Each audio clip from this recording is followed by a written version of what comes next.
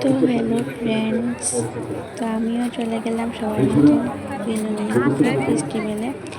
তো সেখানে যেমন খাবারের ব্যবস্থা ছিল, তার সাথে সাথে ছোটো বাচ্চাদেরকে আনন্দ দেওয়ার জন্য বিভিন্ন ধরনের খেলনা ছিল।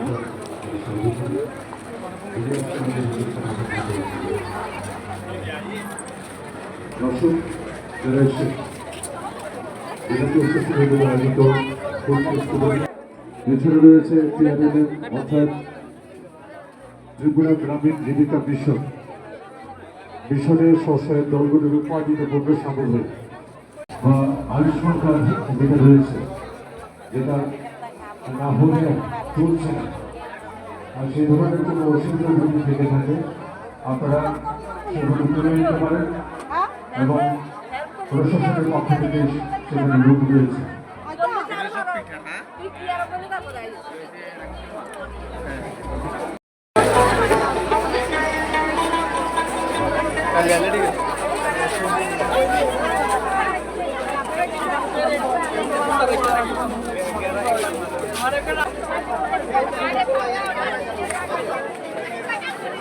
ভেবেছিলাম দম বিরিয়ানি খাবো, কিন্তু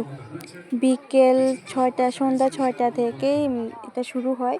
বাট বিকেল থেকে এত মানুষ, এত লাইন, যে দম বিরিয়ানি খাওয়ার ইচ্ছা চলে গেল। তারপরে প্রায় 2 ঘন্টা যুদ্ধ করার পর তারপরে ফাইনালি মোমো পেয়েছি, তাও অনেক কষ্টে। তো কে কে খেতে পেয়েছো ফুড ফেস্টিভ্যালে গিয়ে, আর কে কে খেতে পাওনি অবশ্যই কমেন্টে বলবে। মোমো খাবার পর আমার আর ফুড ফেস্টিভ্যালে খাবার ইচ্ছেটাই চলে গিয়েছে। এত কষ্ট করে খাবার থেকে না খাওয়াটাই বেটার। তো তোমাদের কার কার কেমন লাগলো, কার কার কেমন অভিজ্ঞতা হলো অবশ্যই কমেন্টে বলবে। আমি জানি, আমার অভিজ্ঞতা থেকে আমি বলছি, আমি আর কখনোই ফুড ফেস্টিভ্যালে যাব না। দরকার হলে আমি কোন রেস্টুরেন্টে খেয়ে নেব, তবু ভালো আছে। বাট ফুড ফেস্টিভ্যালে গিয়ে ধাক্কাধাক্কি করে কষ্ট করে খাবার থেকে না খাওয়াটাই বেস্ট আমার মতে। আর এটাই আমার ফার্স্ট এবং লাস্ট অভিজ্ঞতা।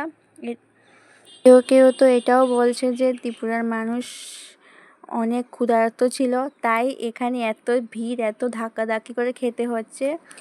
আবার কেউ কেউ বলছে যে এটাই লাস্ট, এটাই ফার্স্ট, আর আসবো না, আর কখনো ফুড পার্কে আসবো না, টাকা বেশি দিয়ে হলেও রেস্টুরেন্টে খেয়ে নেব। তো আজকে ভিডিওটা এ পর্যন্ত।